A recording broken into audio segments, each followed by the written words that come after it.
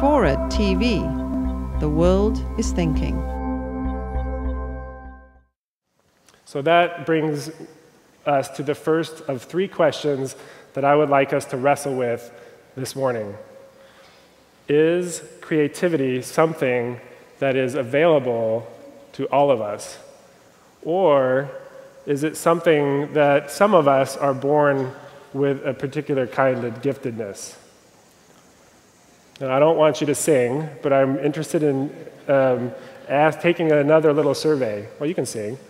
It's more of a self-creativity audit. And it's not necessarily a time to be humble, it's just sort of be authentic. And that is, how many of you, so I'll ask the question and you can respond by raising your hand. How many of you feel confident in your creative abilities? That's good. What was that? Probably more than a third, a little less than a half? I was interested in this community of people who have a history of supporting and celebrating the creative arts, what that might mean in terms of people's confidence. What I'm finding is as soon as you step out of those circles, and that percentage of confidence dramatically drops. And for the students that I'm seeing at Stanford and elsewhere, too many of them are walking around not feeling creative.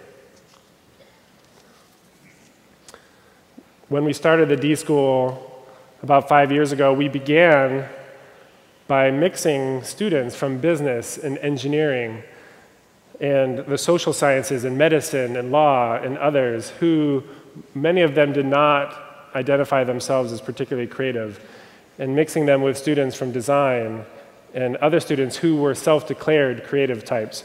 And our hope was that by working together, they would learn how to innovate together by tackling some hard, real-world challenges.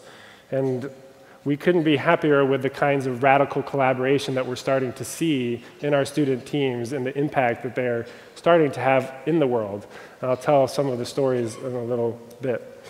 But I think something more remarkable is emerging, and that is students who never before thought of themselves as creative are leaving feeling confident in their ability to innovate.